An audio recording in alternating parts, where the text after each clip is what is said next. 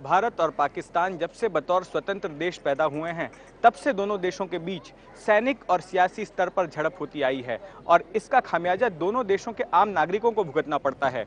यहाँ तक कि कई बार रात को सिर छुपाने के लिए होटल में कमरा तक नहीं मिलता है।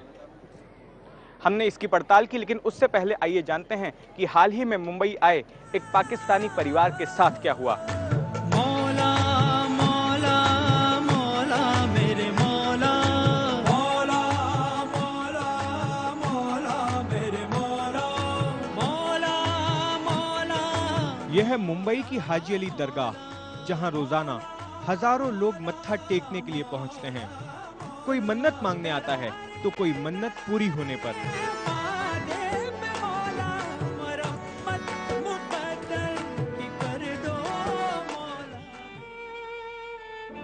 ऐसा ही एक परिवार पाकिस्तान के शहर कराची से मुंबई आया था। फरियाद थी मोहम्मद नाम के इस बच्चे की मानसिक बीमारी ठीक करने की, लेकिन इस शहर ने इस परिवार के साथ जो सलूक किया, उसे ये परिवार शायद ही कभी भूल पाए। परिवार को अपने पूरे सामान के साथ रात रेल स्टेशन पर गुजारनी पड़ी। इस परिवार ने मुंबई के करीब 40 होटलों पर दस्तक दी, लेकिन किसी ने पाकिस्तानी होने की वजह से इन्हें रात गुजारने के लिए कमरा नहीं दिया।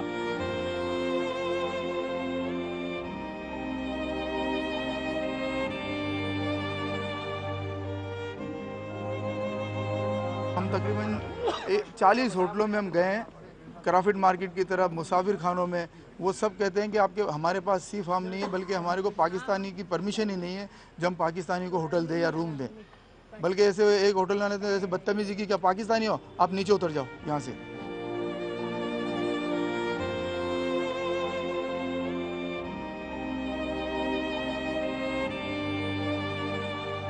रात जैसे तैसे मुंबई सेंट्रल रेल स्टेशन पर गुजर गई और अगले दिन होटल के कमरे की तलाश फिर शुरू हुई।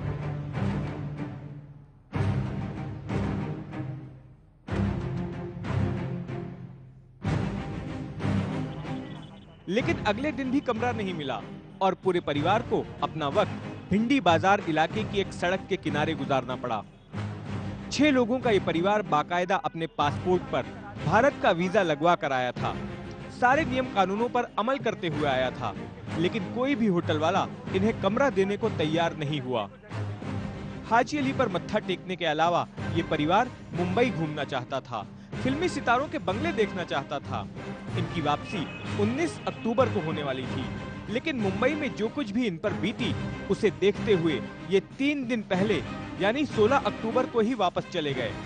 लेकिन जाने से पहले ये दुआ करते गए कि फिर कभी ऐसा सलूक किसी के साथ ना हो।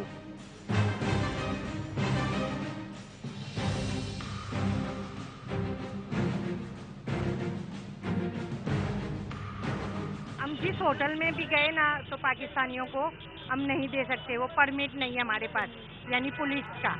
ये बात अभी हमने LIB में भी बताई कि हमें जो तकलीफ हुई है ना, वो आइंदा किसी को ना हो। हम ये चाहते हैं कि सरकार इतना वो करे कि आइंदा किसी को तकलीफ ना हो। हमने तो भुगत लिया और हम जा रहे हैं। हमने जब एक होटल के मालिक से पूछा कि उसने पाकिस्तानी परिवार को कमरा देने से क्यों मना किया, तो सुनिए उसने क्या जवाब दिया। जो डर लगता पाकिस्तानियों को देने के लिए, बहुत आतंकवादी का सुने ना, तो मुझे डर लगता पाकिस्तानियों को रूम देने के लिए। तो मेरे को तो डर खौफ था, इसके लिए मैंने नहीं दिया। किस बात का डर खौफ? ये आतंकवादी सुनते हैं कि वो कसाब को पकड़े, ऐसा हुआ, बम फटा, वो फटा, वो समझ के मेरे को डर लगा, मैंने नहीं दिया रूम। दोनों देशों के बीच अमन की हिमायत करने वाले लोग इस घटना से शर्मिंदा हैं और सकते में हैं। जब किसी आदमी को जो हमारे पड़ोसी मुल्क का है, उसको आप होटल में रहने नहीं देते हो, तो एक बहुत गलत मैसेज चला जाता है। और मुझे ऐसा लगता है कि इसके चलते कड़वाहट बढ़ती है। यह परिवार कड़वे अनुभवों और भारी मन के साथ पाकिस्तान वापस लौट गया। मुंबई एक अंतर्राष्ट्रीय शहर है, जहां हर बजट के होटल हैं और जहां दुनिया भर से आए हुए विदेशी नागरिक ठहरते हैं। फिर ऐसा क्या हुआ कि पाकिस्तानी पासपोर्ट और उसमें वीजा लगा होने के बावजूद भी मुंबई के किसी होटल ने उन्हें कमरा नहीं दिया।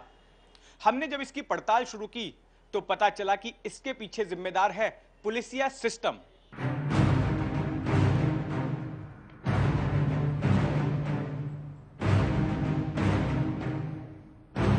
ये हैं दक्षिण मुंबई के क्रॉफर्ड मार्केट इलाके में अतीक हॉस्टल चलाने वाले अतीक उर रहमान। इनका कहना है कि ज्यादातर मध्यम और छोटे दर्जे के होटल पाकिस्तानियों को रखने से इसलिए कतराते हैं क्योंकि उनकी वजह से होटल वालों को पुलिस थाने के चक्कर काटने पड़ते हैं।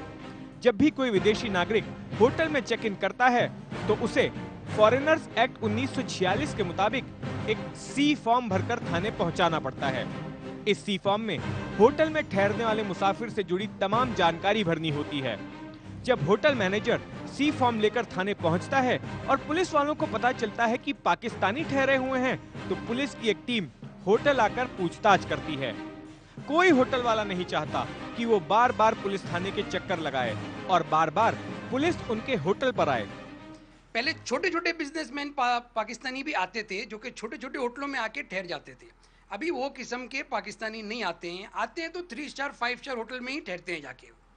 तो अब छोटे मोटे होटलों ने ये सी फॉर्म रखना ही बंद कर दिया है, बिकॉज इमीडिएटली आपको जाना है पुलिस स्टेशन में, रिपोर्ट करना है, पुलिस की टीम आ रही है, उनको पूछताछ कर रही है। तो ये सब झंझट में ना पड़ने के लिए स्ट्रेट अवे कोई सी फॉर्म नहीं रखता है। अब बोलते हैं कि भाई ओनली इंडियंस आर देयर। और जब कभी हमारे होटल में भी कभी चेकिंग वगैरह होती है तो एक ही सवाल पूछा जाता है, बाहर के कितने लोग हैं, मीनिंग आउटसाइड इंडिया कितने लोग हैं। अब जब एक बार होटल वाला बोल देता है कि सिर्फ इंडियंस आर हियर, फॉर्मेलिटी खत्म। कई होटल वाले इसलिए भी पाकिस्तानियों को कमरा देने से परहेज करते हैं क्योंकि उनके पास लाइसेंस नहीं होता और वे गैरकानूनी तरीके से अपना कारोबार चला रहे होते हैं। ऐसे में वे पुलिस की नजरों में नहीं आना चाहते। तो समझे आप कि पुलिसिया झंझट से बचने के लिए होटल वाले पाकिस्तानियों को कमरा देने से कतराते हैं। लेकिन अपनी इस पड़ताल के दौरान हमें एक और बात पता चली जो कि चौंकाने वाली है। होटल वाले न केवल पाकिस्तानियों को कमरा देने से कतराते हैं बल्कि वे उन कश्मीरियों को भी कमरा देने से आनाकानी करते हैं जो कि हमारे अपने देश के ही हैं। यह है 25 साल का आमिर अशरफ जो अब से करीब साल भर पहले कश्मीर के अनंतनाग से मुंबई आया था। आमिर की हसरत थी फिल्म इंडस्ट्री से जुड़ने की।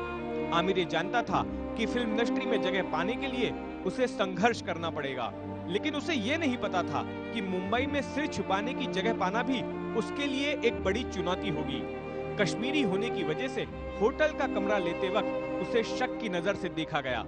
होटल में तो मतलब पूरा हम यहाँ पर तो कोई हमको जानता नहीं था, but as compared to other states like Delhi से मेरे काफ़ी दोस्त हैं यहाँ, उनको उतना मतलब पूछताछ नहीं की उन लोगों ने जितना हमको किया।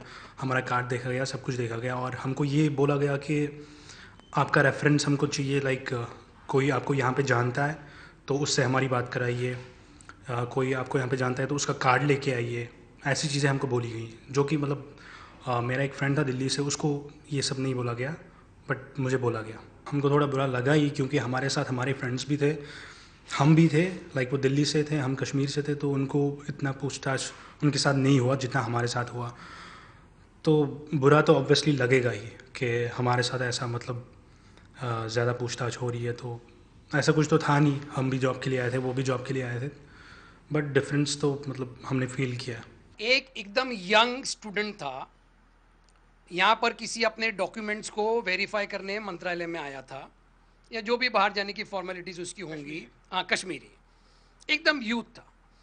आया, मेरे पास बैठा, अपना आईडी उसने बताया, पासपोर्ट या जो भी वोटर आई कार्ड उसके पास था। मैंने उसकी बाकायदा सारी चीज़ें लेके उसकी एंट्री की।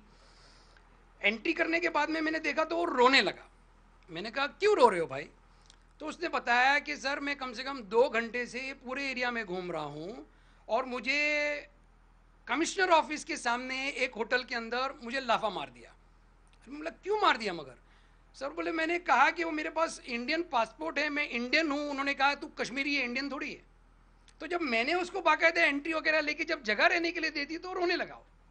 होटल का कमरा देने में भेदभाव चाहे पाकिस्तानियों के साथ हो या फिर अपने ही देश के कश्मीरियों के साथ, उसके पीछे असली वजह यही है कि होटल मालिकों को ये डर सताता है कि पुलिस उन्हें तंग कर सकती है। हालांकि एबीपी न्यूज ने जब इस बारे में मुंबई पुलिस से सवाल किया तो पुलिस ने सफाई दी कि होटल वालों का रवैया गलत है और किसी भी मुसाफिर के साथ अगर ऐसा होता है तो वो उससे संपर्क करे। नहीं, वो तो बिल्कुल गलत है, इस तरीके से नहीं कर सकते। अगर उनके पास वैलिड आईडी प्रूफ है, लीगल आईडी प्रूफ है, तो उनको तो एडमिशन देना ही पड़ेगा। हम उनको सहायता करेंगे, उसके डॉक्यूमेंट देखेंगे, अगर उसका प्रॉपर डॉक्यूमेंट्स है उसको तो एडमिशन देने के लिए हम सहायता करेंगे उनकी। दक्षिण मुंबई के बधवार पार्क के सामने यही वो जगह है जहां 26 नवंबर 2008 को अजमल कसाब समेत 10 पाकिस्तानी लड़के बिना पासपोर्ट के, बिना वीजा के मुंबई में दाखिल हुए थे और अगले 3 दिनों तक उन्होंने यहां जमकर खून खराबा किया था। यही बात सोचने के लिए मजबूर करती है कि अगर देश के दुश्मनों को भारत में कदम रखकर दहशतगर्दी करनी है तो क्या वो पासपोर्ट लेकर, वीजा लगवाकर अपने परिवार के साथ यहां पर आएंगे?